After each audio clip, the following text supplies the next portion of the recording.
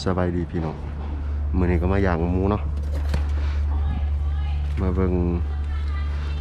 การทำมากินอยู่ประเทศไทยมันเป็นจังไดมันยากลำบากส่ำใดเพื่อสิได้เงินบ่แม่นว่าสบายนี่ก็เป็นเวลาประมาณ 4 โมงตะกี้ตื่นตี 3เป็นเคอร์ฟิวเลยตื่นตี 4ปกติตื่นประมาณตี 3พุ่นน่ะเพราะเพิ่นหมายลุกมาวันไหนตื่นตี 4แล้วก็4 โมงบ้านเฮาหั่นน่ะเบิ่งเฮ็ดแนวนี่เป็นเวลาเกือบ10 ปีพุ่นน่ะหาเงินแนวนี่มาย่างอยู่นี่ก่อนย่างแล้วก็โดดไปขายอยู่รุมพุ่นเดี๋ยวเบิ่งเนาะ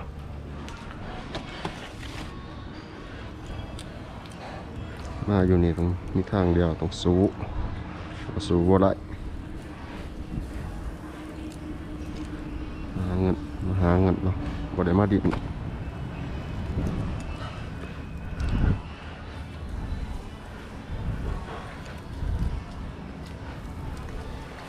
ความลำบาก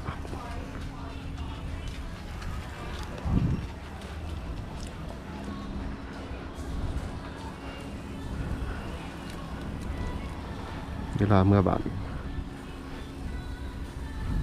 ก็สบายเรามีเงินลำบากอยู่นี่ก็ยางมัน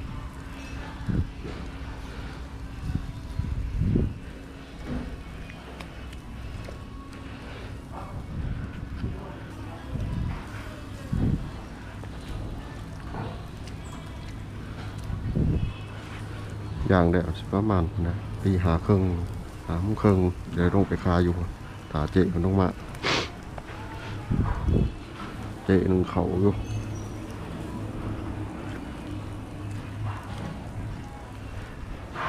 อยากพายคลองแล้วนี่ก็ไปหาเสียบหมูอีกเสียบหมูแล้วก็เสียบไก่แล้วก็กินข้าวเพลแล้วก็นอนน้อยหนึ่งเดินมาก็เสียบตับต่ออีกเสียบตับแล้วกินข้าวแรกนอนหอด4 โมงลุกเฮ็ดเป็นแนวนี้หมุนไปแนวนี้แต่ละปี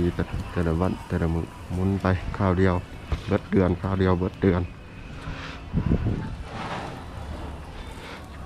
ยังไม่สุกเลยครับ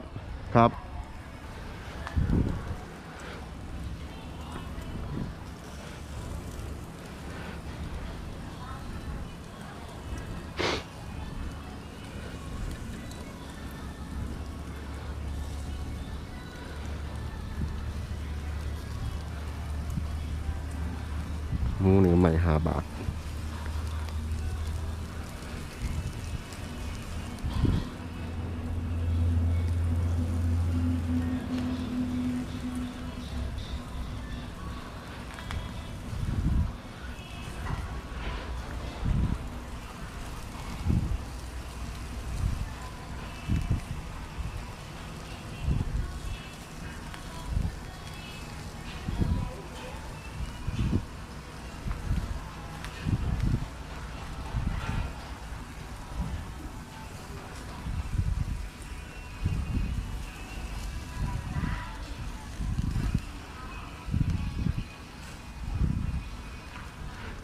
ไก่ก็ไม่20 บาทอย่าให้ใหม่นะมีอย่างใหม่เจ๊เพิ่นลาหัวได้อย่างงามเพิ่นขายละอย่างใหม่เพิ่นเคยศึก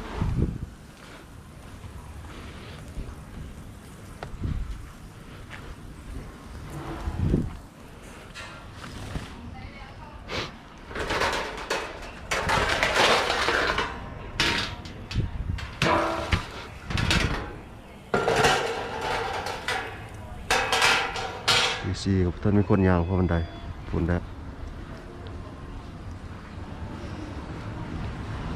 มันตี 5ยังมีคนเป็นเคอร์ฟิวแน่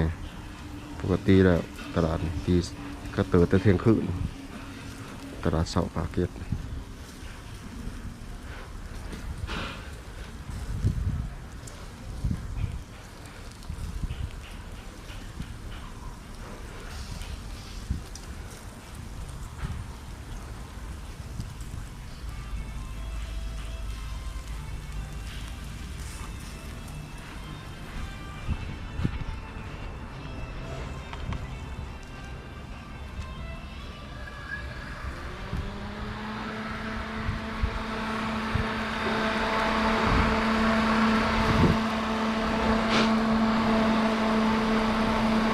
อย่างไฟแห้งบ่ได้หมู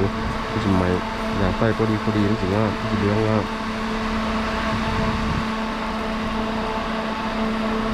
อย่างมันนี่หัวที่ก็อย่างบ่เป็นแบบในตอนซุกมันก็จะกินเพิ่มมาอย่างเป็นเลย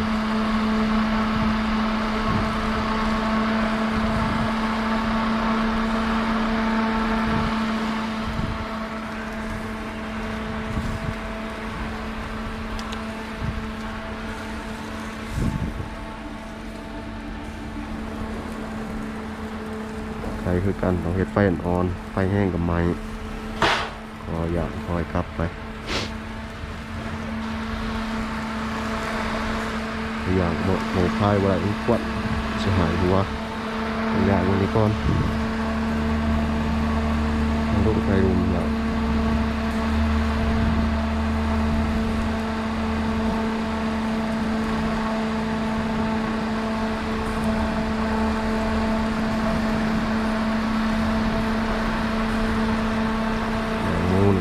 ครับรถทัดนี่ทำไมมันกลับตลอด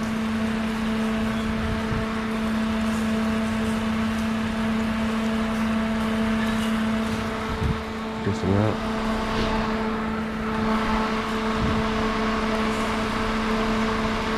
ไม่เสียดายเงินมากคุณมันอย่างง่ายคุณหนู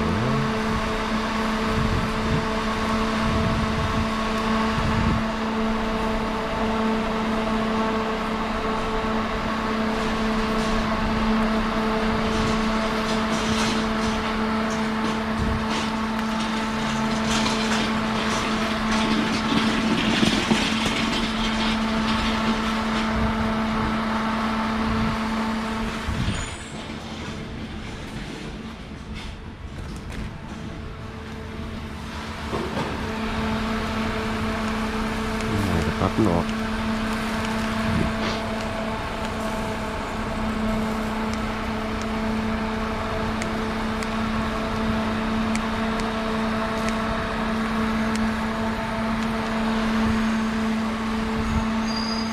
ขวดแต่ว่าขวดพี่น้องอย่างงูแหละในโรคไม่อีกโรคนึงโรคพุ่มแพ้ขวด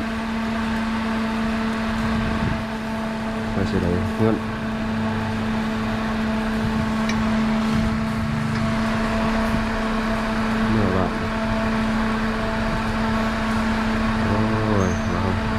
เห็นเนาะความเก่าเพื่อจะได้เงินมากมันแบ่งง่ายเจ็บว่าสบาย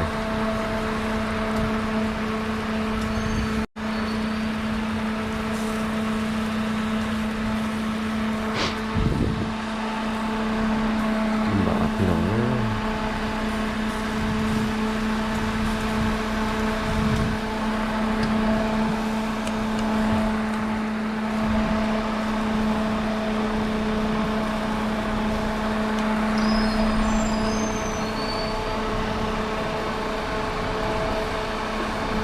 แน่หนึ่งหัวเกือบ10 ปีนะตื่นขึ้นมายาแนวยา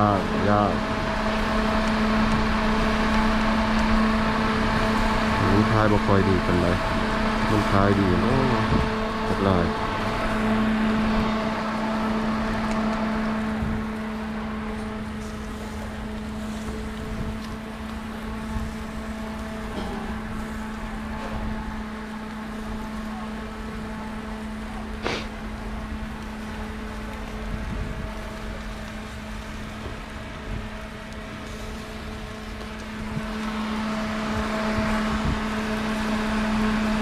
ใครได้เบิ่งหยังกับถ้าเห็นแม่ทำหยังกับเปิดให้เราเบิ่งเลยเด้อ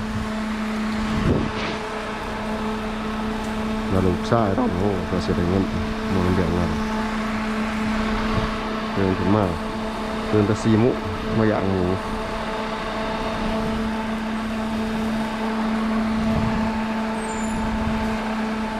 ใครเปิดเห็นก็ให้เปิดให้เราเบิ่งเลย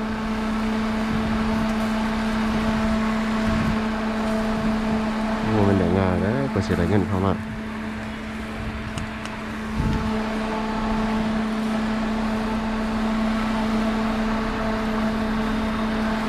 มันกวดไหมเลยพี่น้องเป็นผู้แก่โหนกมันชอบมากตัวยังตัวมันสอบโดนกวนไว้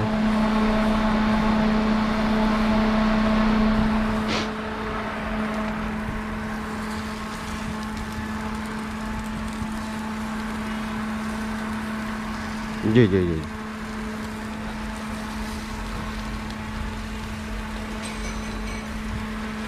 ฟันเนาะพี่น้องเนาะ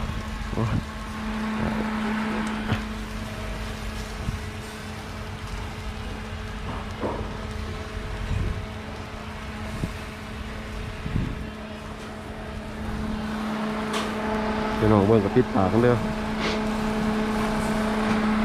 ปวด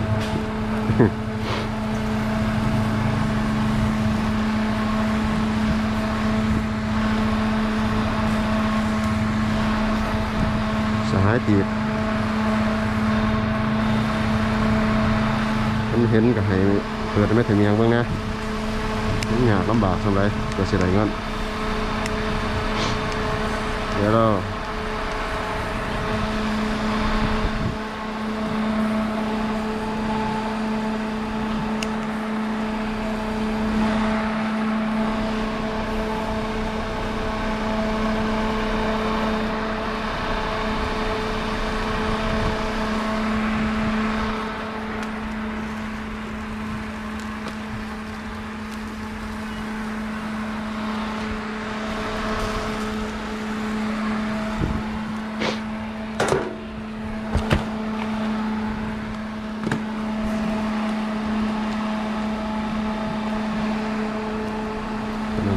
ประมาณหมู1-4อย่างประมาณ3-4 เตานะยาวไปเลยเตาหนึ่งอย่าง2 เตาก่อนลงไปคลายก่อนแล้วเจออกมาจังลงไปจะขึ้นมาอย่างนี้ก็อยากลายมันกินหมูมันแห้งอย่างใหม่ๆมันจะกินเดือดมาก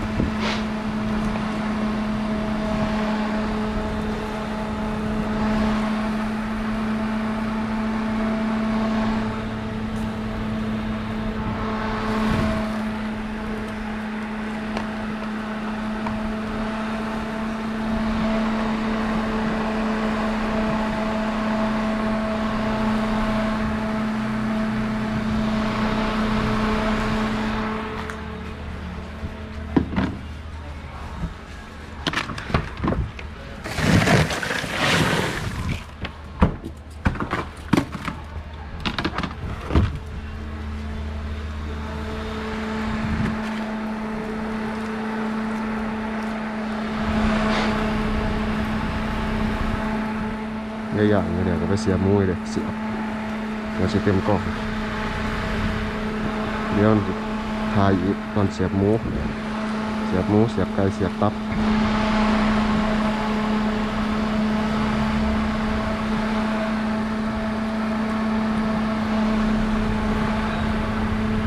วันหนึ่งเห็ดยังแน่สุบริพักเห็ดตลอดพักแต่ยังนอนหมดนอนเฮ็ดไม่ได้ เ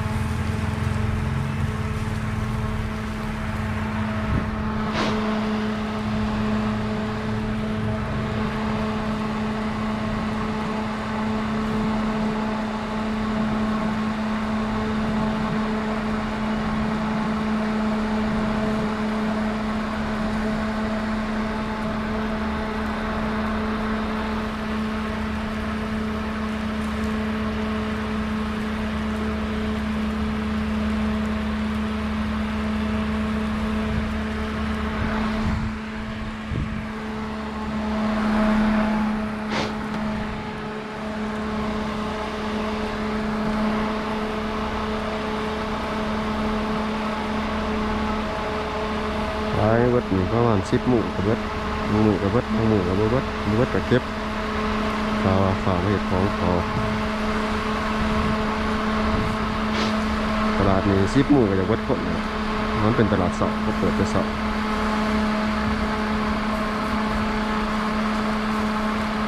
บางหมู่ขายดีบางหมู่ขายบ่ดีเดี๋ยวแต่คือกัน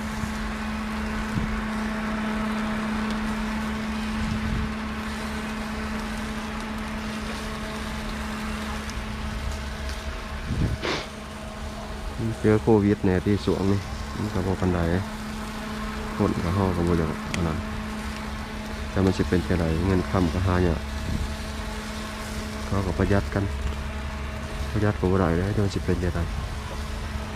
เดี๋ยวโควิดมันจะเศรษฐกิจสิเป็นจังได๋อีกพอ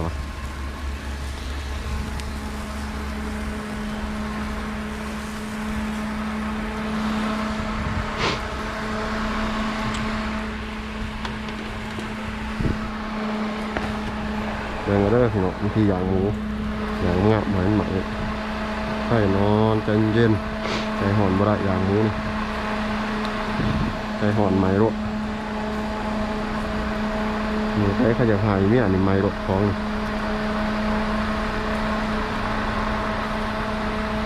ไรร่มดีของกับงามจะ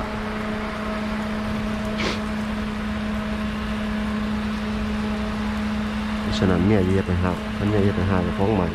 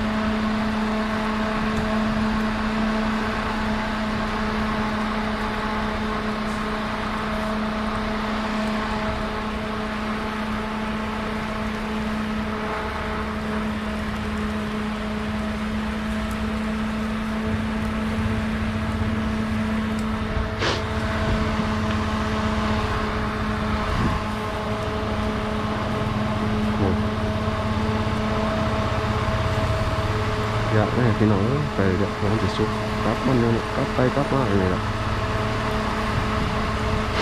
เปิดที่สุกอยากไปเรื่อยๆมันกลับไปเรื่อยๆมันกลับกับไม้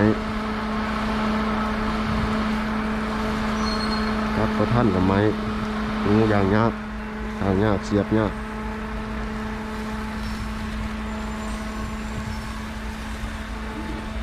เสียบเพื่อสิเต็มกองเป็น2 สมุกนะมัวมันหน่อยๆนะเก็บเป็นแอลนะเสียบเก็บแอลเท่าไรยังนั่งเมื่อกี้กองเลยเพื่อสิเต็มกอง2 สมุกนะ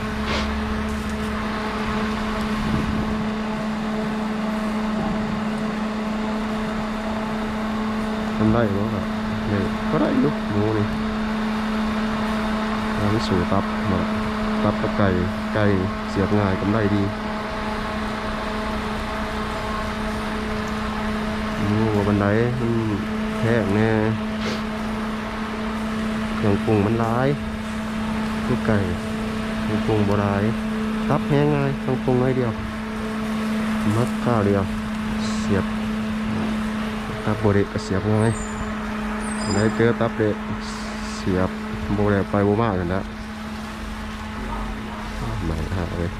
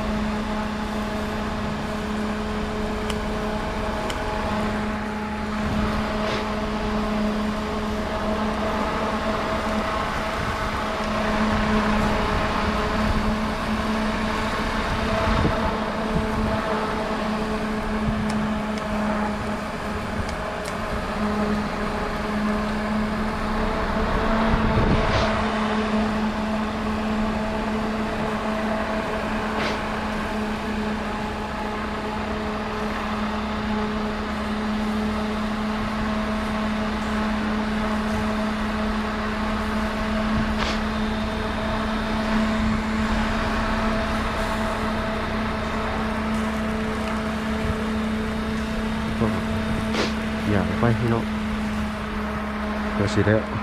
ไฟแห้งกับอะไรเล่งเพิ่นแห้งกับไม้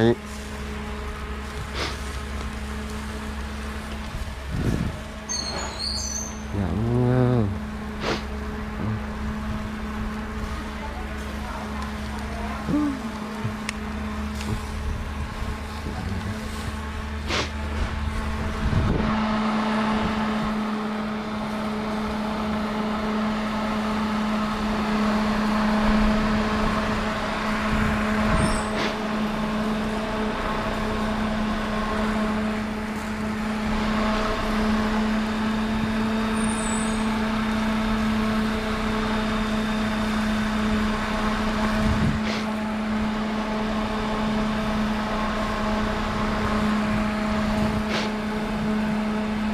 เพื่อนก็ได้เห็นครับ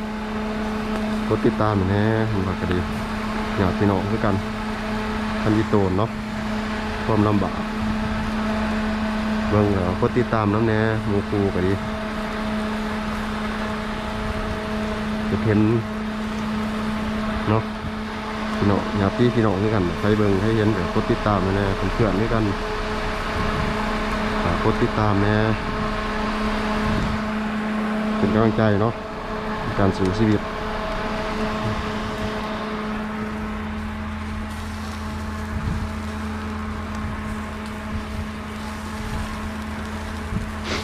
เดี๋ยวคนเบิ่งได้หนาก็จะทายต่ออีกตอนที่2ตอนนี้เอามาขายเนาะมันจะเป็นจะไร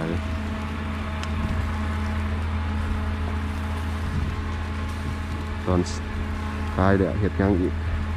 เสียบแนวใดแล้วสิทรายสิทายเบิ่งตอนเสียบหมูตอนมักหมูมักไก่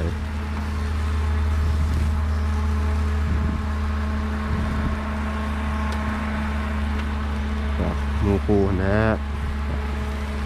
กดติดตามนะกดให้แน่เห็นมากก็ดีเบิ่งเลยมันสิเบิ่งให้สื่อกดน้ำเพื่อให้เป็นกำลังใจเนาะกดติดตามนะทางสดยูทูบนุ่มสเตอริโอ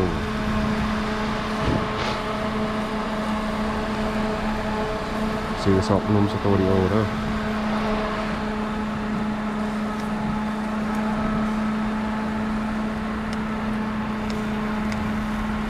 ช่อง YouTube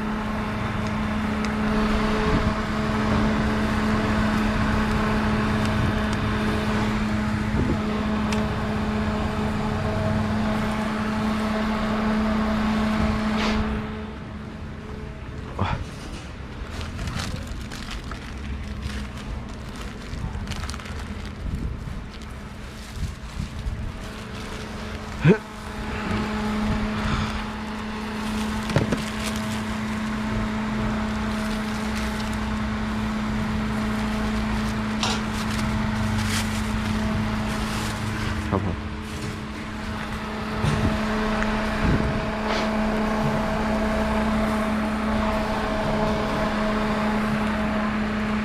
บางงูอ่ะอยากมีก็มีคนเห็นมาสื่อนะว่าทันลงไปเขาเห็นมาหา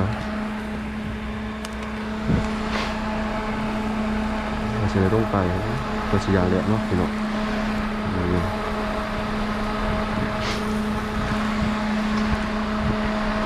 เพื่อนคนใดเห็นก็โอ้ยกดติดตามนะ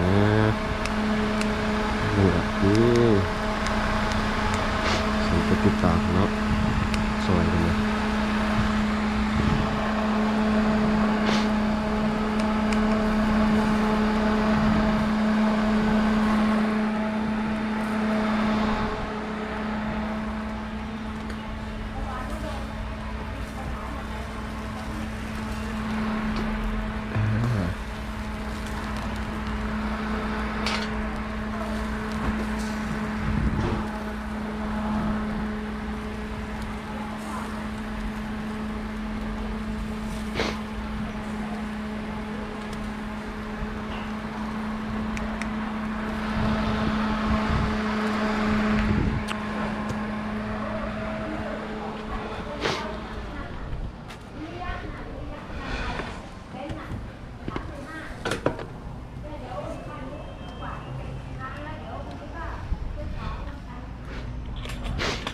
หมูแดดพี่น้องย่างตับต่อ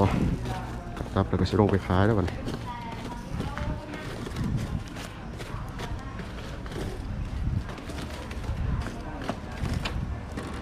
ย่างตับแป้งแห้งไฟอ่อนประสุกเถื่อ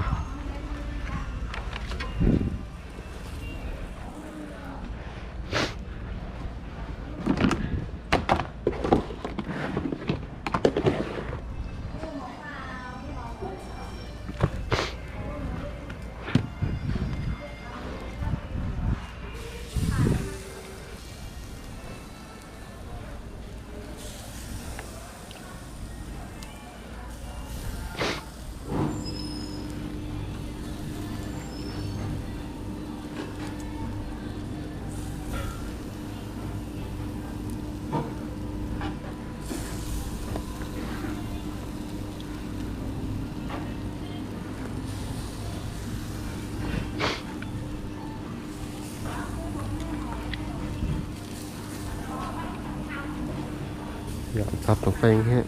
อย่างไฟอ่อนประสุก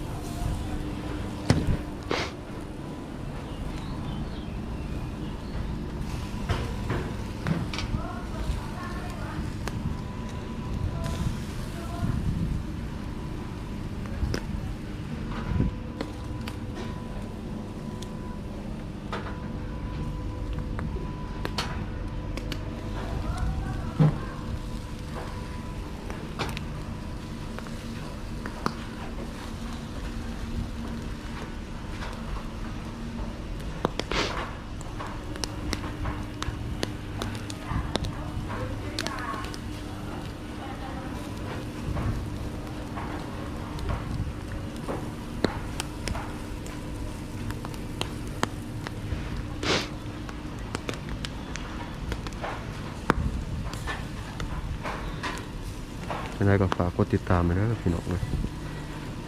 หมู่เพื่อนทั้งหลายคันเห็นกดให้แน่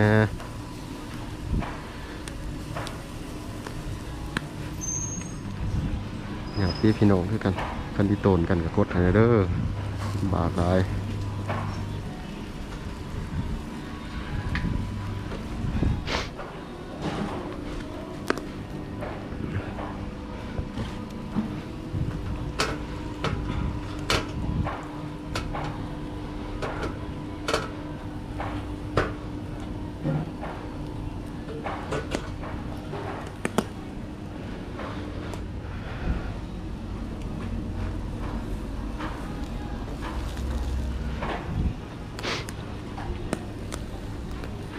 ว่าก็เจ็บหัวตื่นแต่นอนมาตอนใดอันนี้นอนเบ็ดโอ้ยว่าสิบ่ได้คลายช่วงได้มื้อนี้อันนั้นแต่มันเศร้าใครก็บ่ได้หยุดดอกบ่สบายปานใดก็บ่ได้หยุดเฮ็ดตลอดว่าจะบ่สบายปานใดก็ต้องเฮ็ดเป็นเท่าไรปีแล้วเฮ็ดเนี่ยใครบ่สบายหยังก็เฮ็ดเมียคือกันบ่สบายก็เฮ็ดเจ็บบ่สบายอยู่ก็เฮ็ดไปได้พักตอนเมื่อบ่ายนั้นเมื่อบ่ายพรพันอยู่นี่โน้ปีหนึ่งวันนี้มีวันหยุดท้ายกูมุ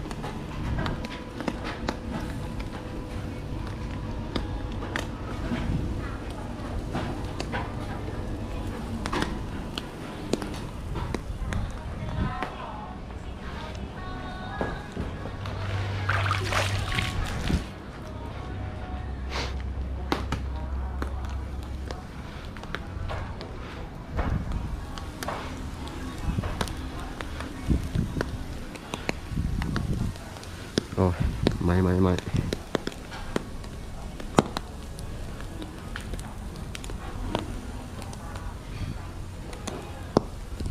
างนี้เราก็เข็นลงไปผมเนี่ยมันขาอยู่ตรงมือเนี่ยตับไก่ซุกก็ลงไปแล้ว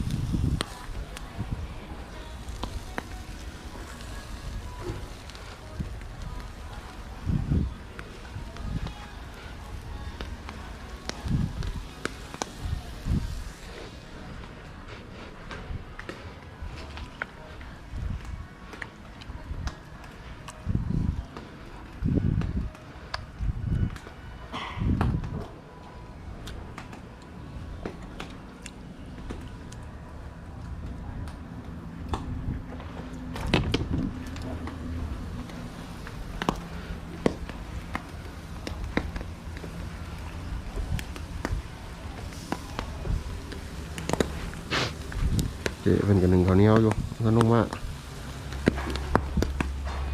อ๋อไก่ขึ้นใหม่จะได้เนาะ